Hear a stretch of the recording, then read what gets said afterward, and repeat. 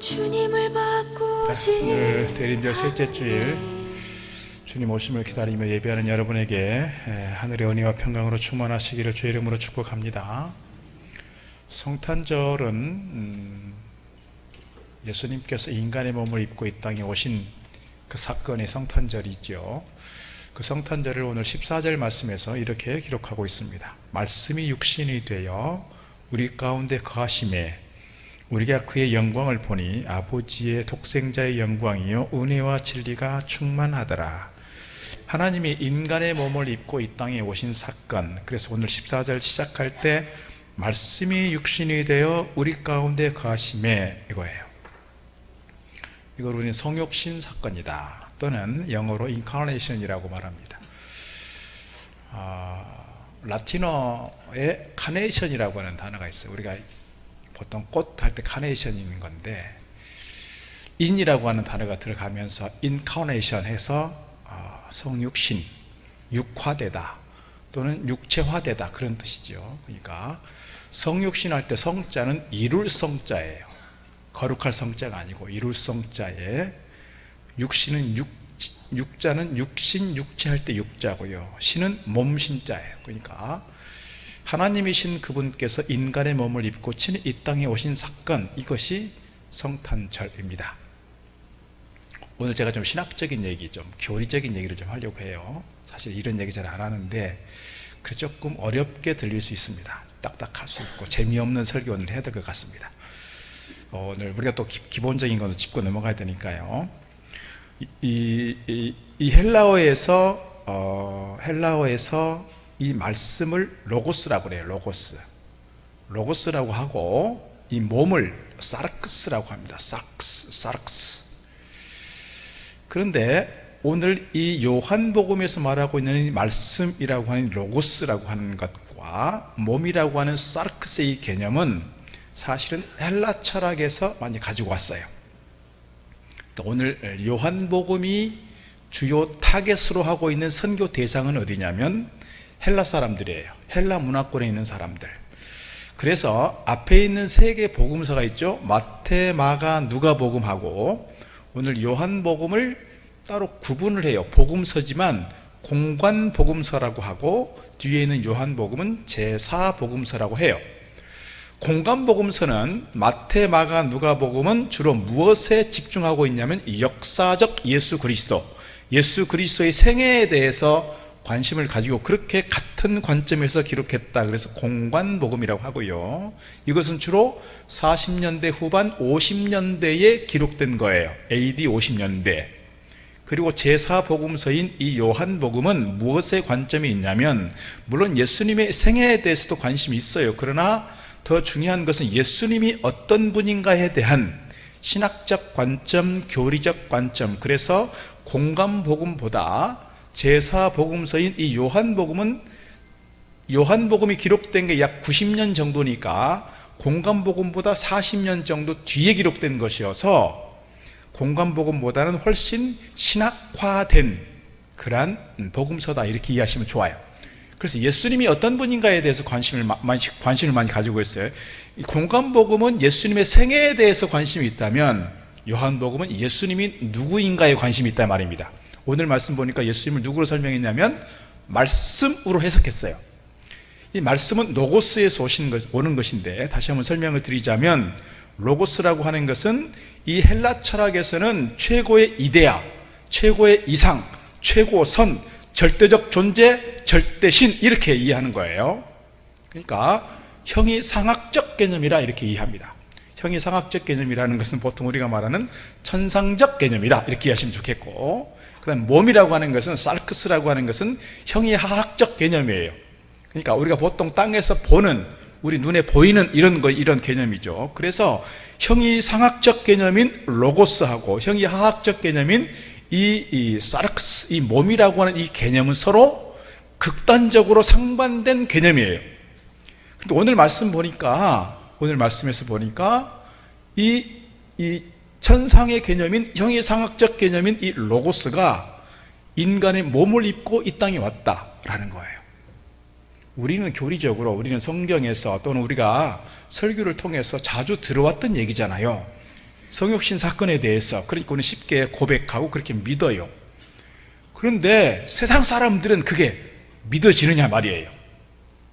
그때 당시에 헬라는 아주 이원론이 강했어요. 그러니까 우리가 보통 말하는 이 선과 악에 대해서 또는 이 물질적 개념과 이상적 개념에 대해서 계속해서 그들은 철학적으로 구분했어요. 그래서 형이 상학이 뭐고 형이 하학이 뭐냐를 계속 따졌고요. 그래서 로고스와 사르크스는 절대 만날 수가 없는 개념이에요.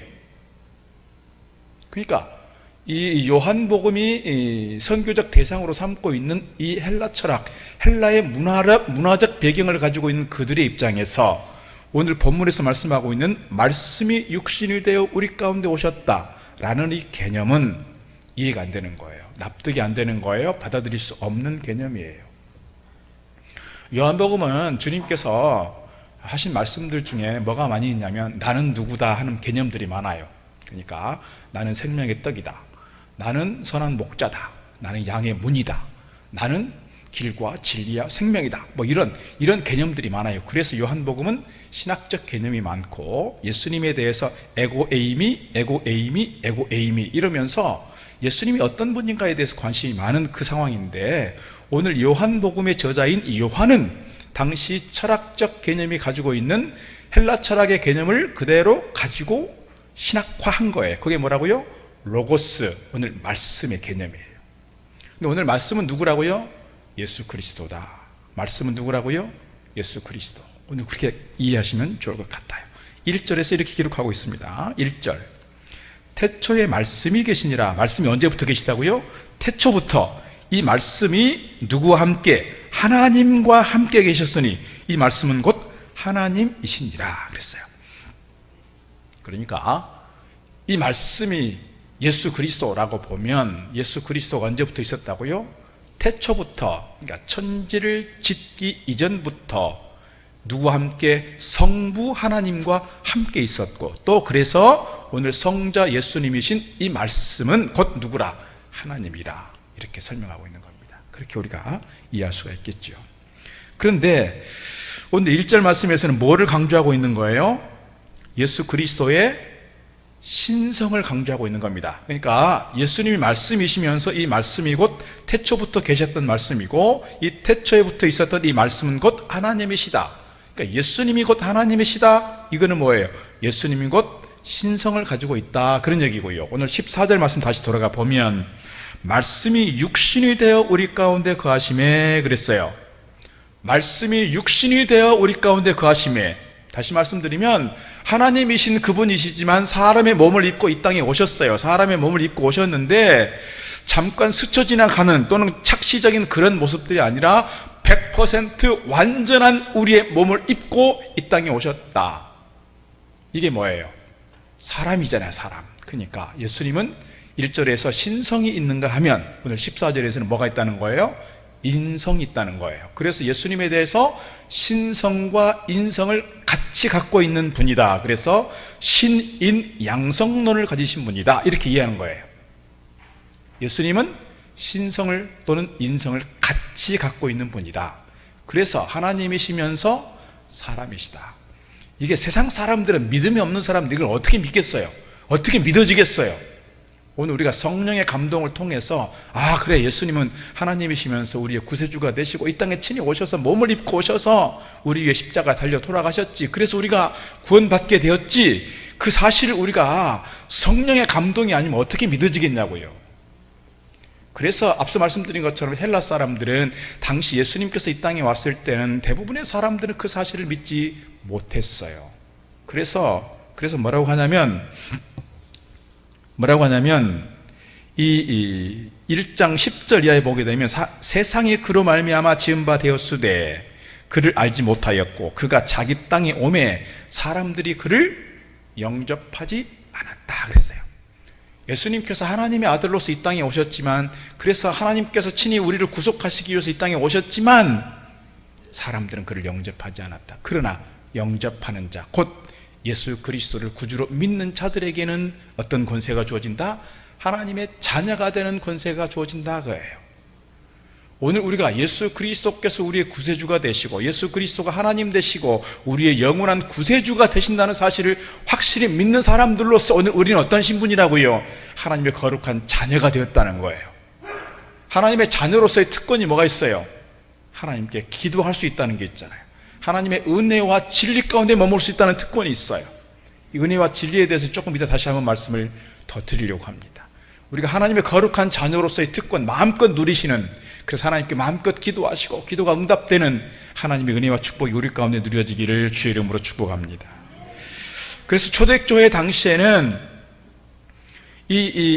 하나님이 사람이 되셨다, 로고스가 사람의 몸을 입고 왔다라고 하는 이것이 믿어지지 않아서 등장한 이론이 있어요. 그게 뭐예요? 가현설이에요. 가현설은 거짓가, 나타날 현, 이론할 때 론자예요. 그러니까 사람의 몸을 입고 이 땅에 직접 태어났다라고 하는 것은 사실은 뭐다? 착시 현상이다. 잠깐 왔다 가는 뭔가 귀신의 귀신의 쓰인 듯한 그런 우리의 착시 현상이지 직접 사람의 몸을 입고 어떻게 오냐. 그래서 가현설을 내세웠고 그 가현설이 당대의 이성이 강조됐던 그 시대 문화 속에서 많은 사람들이 이 가현설을 믿게 된 거예요.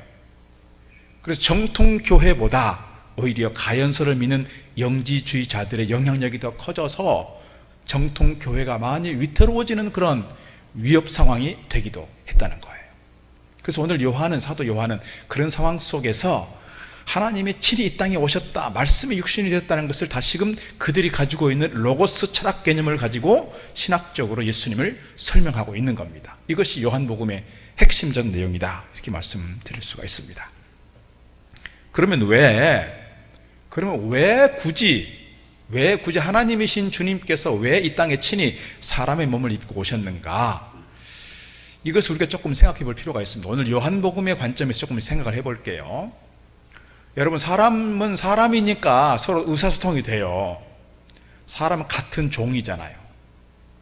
가끔씩 의사소통이 안 되는 경우도 있지만 부부 사이에도.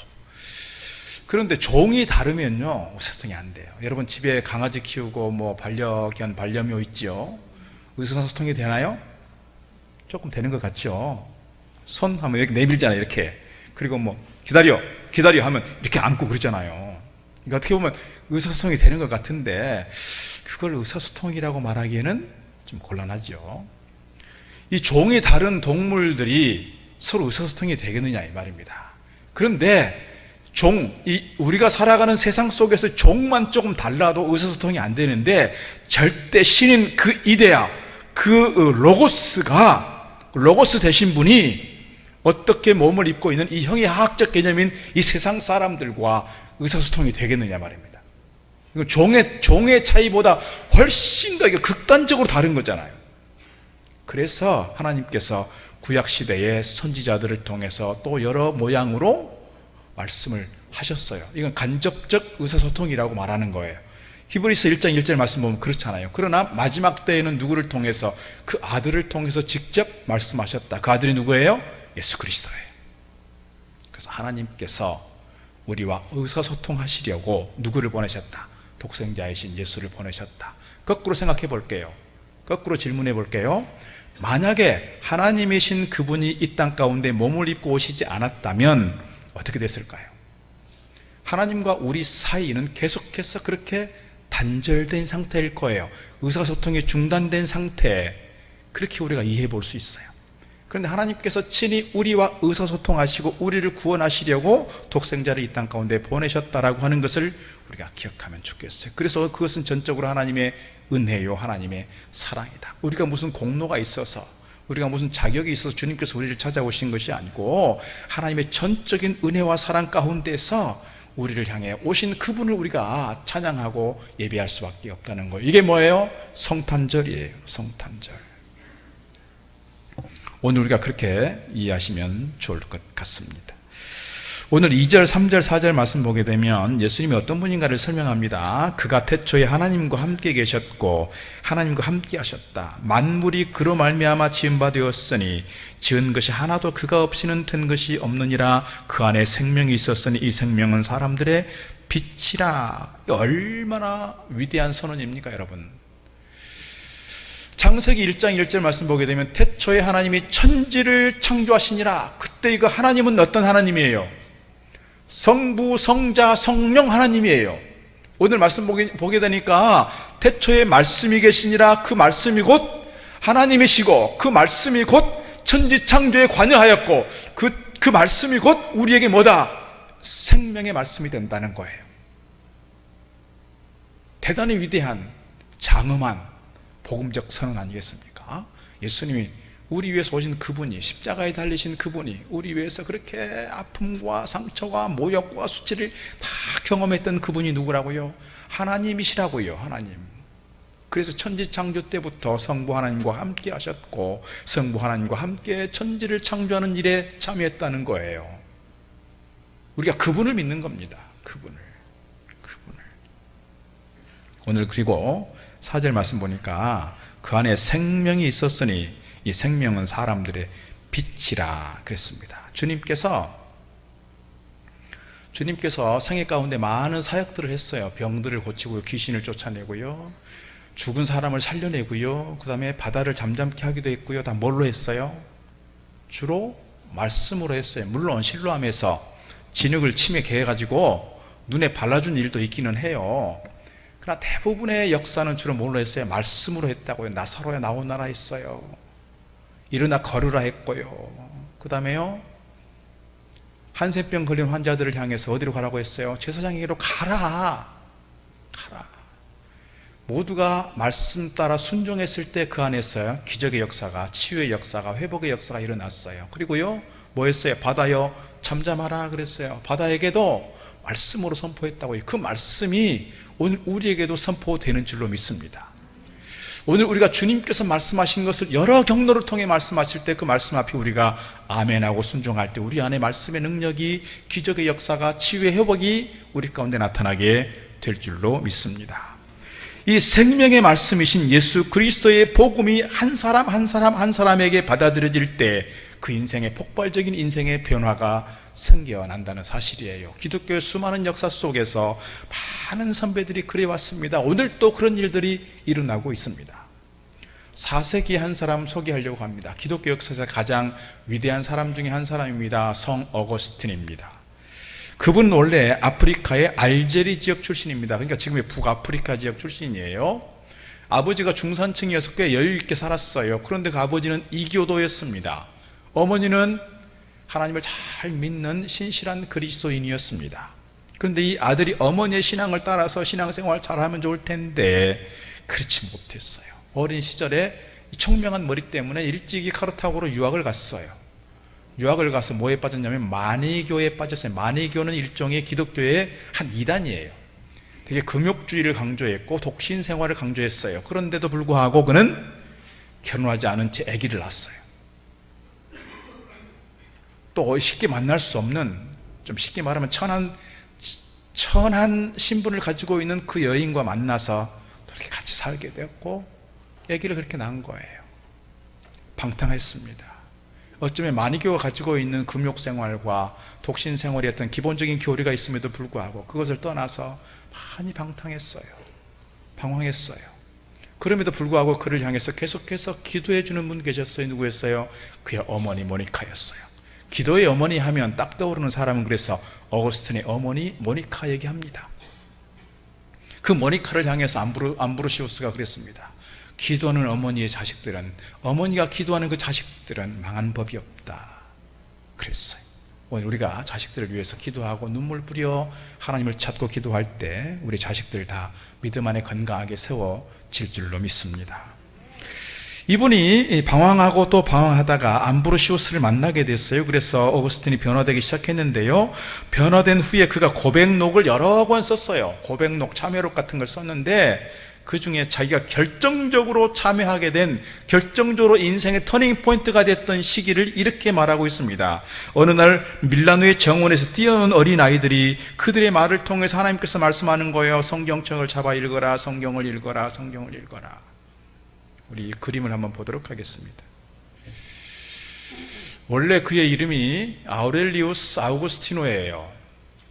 그런데 그때 들려온 말씀, 그가 성경책을 읽으라, 성경을 읽으라고 계속해서 어떤 메시지를 받게 되고, 그때 딱 펼쳤던 말씀이 이 말씀이에요. 로마서 13장 14절 같이 한번 읽겠습니다. 오직 주 예수 그리스도를 옷 입고 정욕을 위하여 육신의 일을 도모하지 말라. 이 말씀이 자기에게 그대로 주시는 말씀으로 받아들였어요. 그래서 깨달음이 생겼고, 자각이 생겼고, 자기 의지가 생겼고, 그래서 인생이 그때부터 달라지기 시작했어요. 그래서 뭐라고 불러요? 성 어거스틴이라고 불러요. 성, 세인트, 거룩할 성자예요. 세상에서 그렇게 방황하고 세상에서 그렇게 타락 가운데 있었던 그가 어머니의 기도 가운데 그의 인생이 달라질 수 있었고, 결정적으로 하나님의 말씀을 대하면서 그 말씀이 자기한테 심겨져서 그 말씀을 통해서, 생명의 말씀인 그 양식을 통해서 인생이 달라지는 경우를 경험했다는 거예요. 오늘 우리의 인생 가운데서 우리의 자녀들을 통해서 우리가 아는 많은 사람들이 하나님 말씀을 대하면서 그 말씀 안에서 이런 기적 같은 변화의 역사가 나타나기를 주의 이름으로 축복합니다. 오늘 14절로 17절 말씀 보게 되면 은혜와 진리의 충만이신 예수 그리스도를 설명합니다. 14절 계속 반복되는 단어가 있어요. 집중해서 한번 보십시오. 14절 말씀이 육신이 되어 우리 가운데 거하심에 우리가 그의 영광을 보니 아버지의 독생자의 영광이요 은혜와 진리가 충만하더라. 그래서 은혜와 진리 교회가 있잖아요. 요한이 그에 대하여 증언하여 외쳐 이르되 내가 전에 말하기를 내 뒤에 오시는 이가 나보다 앞선 것은 나보다 먼저 계심이라 한 것이 이 사람을 가리킴이라 하니라. 여기서 요한은 세례 요한을 말하는 겁니다. 16절 우리가 다 그의 충만한 데서 받으니 은혜 위에 은혜리라. 17절 율법은 모세로 말미암아 주어진 것이요 은혜와 진리는 예수 그리스도로 말미암아 온 것이니라. 그러니까 예수 그리스도는 하나님의 은혜의 충만이고 하나님의 진리의 충만이다 이거예요.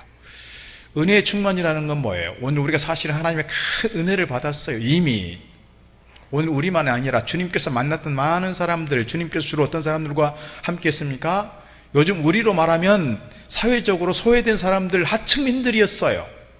죄인 취급받는 사람들이었어요. 없는 사람들, 가난한 사람들, 장애를 입은 사람들, 세상 사람들로부터 계속해서 소외된 사람들, 버림받은 사람들과 늘 주님께서 함께 하셨어요. 예루살렘에 올라가서 귀족들과 또는 종교 지도자들과 그들과 함께 손잡고 살았다면 주님께서 얼마나 더 편안하게 살았을까요?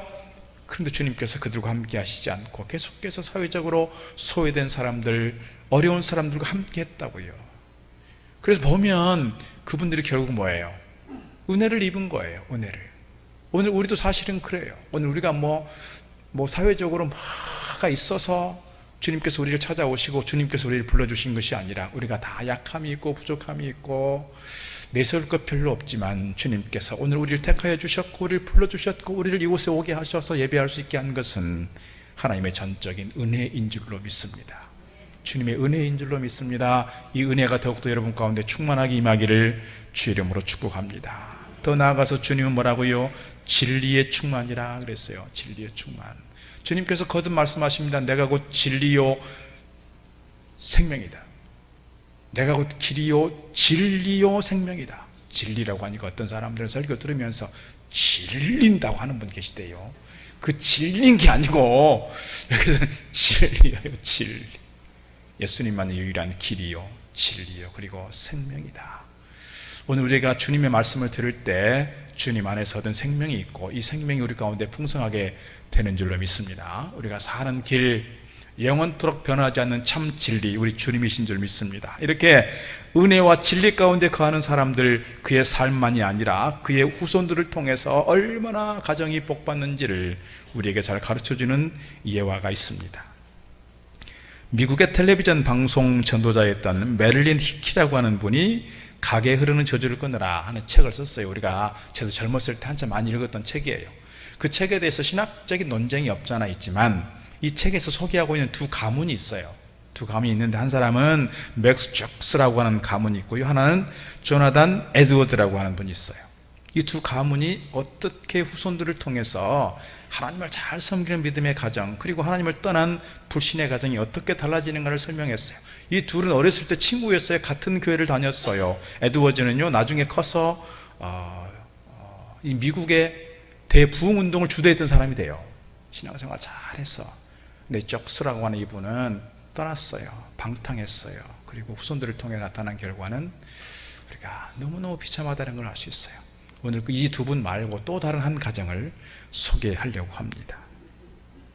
말씀으로 키운 자녀가 세상을 이긴다. 전성수 목사님이 쓴 책이 있고요. 전광 목사님이 쓴 성경을 사랑합니다. 그 책에 보면 우리 첫 번째 그림을 좀 보여주시죠. 훌륭한 가문을 만든 세 가지 전통 볼 수 있어요. 부제로 조나단 에드워즈와 마커스 슐츠라고 하는 이 두 가정의 후손들에 대한 이야기를 좀 해보려고 하는 겁니다. 다음 넘겨주시면 뉴욕시에 있는 교육위원회, 우리도 말하면 교육청 같은 게 이렇게 다 교육위가 다 있잖아요. 도마다 있고 이렇게 있는데요. 한 부모의 영향에 따라서 그 후손이 어떻게 되는가를 보기 위해서 18세기 동시대에 살았던 두 표본을 선정했습니다. 아까 말씀드린 것처럼 한 가정은 조나단 에드워즈였고요. 또 한 가정은 술집을 운영했던, 그래서 거부가 되었던 마커스 슐츠라고 하는 이분이에요. 넘겨주시고요. 자, 조나단 에드워즈는 성경과 독서에 힘쓰는 전통을 후손들에게 물려줬다는 거예요. 성경을 늘 가까이 하고 독서에 힘쓰는 전통을 후손들에게 물려준 반면 마커스 슐츠는 성경에 대해서 무관심했고요. 독서에 대해서 관심 갖지 않았어요. 뭐에 관심이 많았어요? 쾌락에 관심이 많았어요. 돈 버는 거에 관심이 많았어요. 세상적 가치에 관심이 많았어요. 넘겨주시면 1723년에 에드워즈의 일기에 이런 게 있습니다. 성경을 철저히 아는 일이 내 인생에 얼마나 큰 도움이 되는지 모른다. 그리고 교리는 기독교 교리죠. 그리고 변증서적, 기독교 교리에 대해서 변증하는 서적들을 읽어갈 때 나는 더욱더 확신을 가지게 되었고 그거에 따라 행동하게 되었다. 이런 기초에 있을 때 내 삶이, 내 신앙이, 내 가정이 더 안전하다는 것을 알게 되었다. 넘겨주시고요. 가정에 대한 인식을 보면 많이 달라요. 에드워즈는 사랑으로 자녀를 기르면서 가정을 최상의 학교라고 생각했던 사람. 그래서 여러분 가정이 얼마나 중요하다는 걸 알게 되는 거예요. 자녀들에 대해서 교회가 책임지고 교육할 수도 있고요. 학교가 가르쳐 주는 것 같지만 결국은 누가 책임진다? 가정이 책임진다는 거예요. 슐츠는 말 그대로 가정을 의식주의의 기능만을 갖춘 곳으로 생각해서 에드워즈의 가족과 후손은 가정에 살았고 슐츠의 가족과 후손은 하우스, 집에서 살았다. 조금 다르죠. 홈의 기능과 집의 기능이 다르다 이 말이죠. 넘겨보시면 가정사역자들이 주로 하는 얘기가 이거예요. 공통적으로 하는 얘기가 이거예요. 조나단 에드워즈의 가문을 연구한 사람들이 의외의 결과를 내놓았는데 이 조나단 에드워즈와 사라는 부부 사이의 금실이 너무너무 좋았다. 어머니 아버지가 하나님 안에서 서로를 사랑하며 행복하게 살아갔기 때문에 자손들이 자연스럽게 훌륭한 인물로 자라났다. 덧붙입니다. 아이들을 훌륭하게 키우고 싶으십니까? 아이들에게 신경 쓰기보다 부부 관계에서부터 신경 쓰십시오. 부부가 믿음으로 서로를 존경하고 배려하고 살 때에 자녀들은 자연스럽게 위대한 인물로 자라갑니다. 이것이 하나님의 창조의 질서입니다. 애들에게 좋은 학원 보내는 것도 필요해요. 좋은 대학 보내는 것도 필요해요. 돈 많이 버는 거 가르치는 것도 필요해요. 인간관계 잘하는 것도 필요해요. 그러나 더 중요한 게 있다. 부모가 행복하게 사는 모습을 보여주는 겁니다. 이것이 가장 중요한 자녀 교육의 지름길이다. 이겁니다. 교회에 와서만 신앙생활을 하는 것이 아니라 정말 가정을 신앙 안에서 건강하게 세워가는 것 중요하다는 거예요. 그래서 말씀 읽는 것도 좀 보여주시고 기도하는 것도 좀 보여주시고 함께 사랑으로 좀 용서하고 화해하고 정말 사랑이 무엇인지를 좀 보여줄 때 자녀들도 그렇게 성장하고 그렇게 커간다는 거예요. 교회에 와서만 예배하는 것이 아니라 가정에서도 예배하고 교회에 와서만 기도하는 것이 아니라 집에서도 기도하고 교회에서만 찬송하는 것이 아니라 집에서도 찬송하고 하나님을 섬기는 모습을 진실하게 보일 때 자녀들이 그렇게 성장한다는 거예요. 하나 넘겨주실까요? 결과가 이렇게 됐습니다. 마커스 슐츠의 후손이 1062명인데요. 그 앞에 에드워즈의 가정이 있죠. 에드워즈의 가정 896명, 부통령이 1명, 상원의원, 하원의원이 4명. 이거는 조금씩 통계가 조금 다른 부분도 있더라고요. 대학 총장이 12명, 대학 교수가 65명, 의사가 60명, 목사가 100명, 75명은 직업군인으로, 85명은 유명한 저술가들이 되었고 130명은 법률가들로서, 80명은 국가를 위한 공무원으로 섬기게 되었다. 국가적으로 사회적으로 큰 이바지한 가문이 됐다고 말입니다. 또 넘겨주시면 슐츠의 가문이 나옵니다. 1062명인데요 교도소에 수감된 사람이 96명, 정신문제, 알코올 중독 58명, 매매춘 여성들이 65명, 영세민들, 우리로 말하는 기초생활수급자 286명, 제대로 된 교육받지 못한 사람이 460명 됐습니다. 이건 사회적으로 유익을 주는 것이 아니라 사회적으로 큰 폐해를 끼치는 그런 가문이 됐다는 것이죠. 우리가 무엇에 집중하고 무엇에 관심을 갖고 살아가느냐에 따라 오늘 우리 당대만이 아니라 우리 후손들을 통해서 결과는 많이 달라진다는 거예요. 오늘 생명의 말씀이신 주 예수 그리스도, 그 주님의 말씀에 우리가 집중하고 우리의 신앙을 바르게 세워갈 때 오늘 우리 당대만 아니라 우리 후손들을 통해서 좋은 믿음의 가문으로 세워질 줄로 믿습니다. 뿐만 아니라 우리에게만 유익한 것이 아니라 하나님 나라 가운데에서 또는 사회적으로 국가적으로 정말 공헌하고 이바지할 수 있는 좋은 가정들로 세워질 줄로 믿습니다. 이러한 은혜와 복이 우리 가운데 크게 임하기를 주의 이름으로 축복합니다.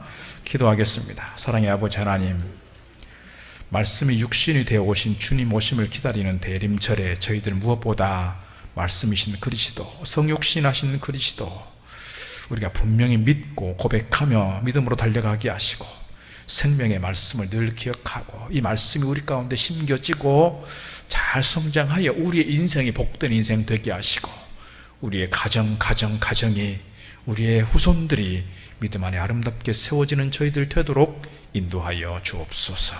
성탄의 기쁨과 감격이 우리 가운데 늘 함께하게 하시고 큰 은혜와 복 가운데 거하는 믿음의 사람들로 서게 하여 주옵소서.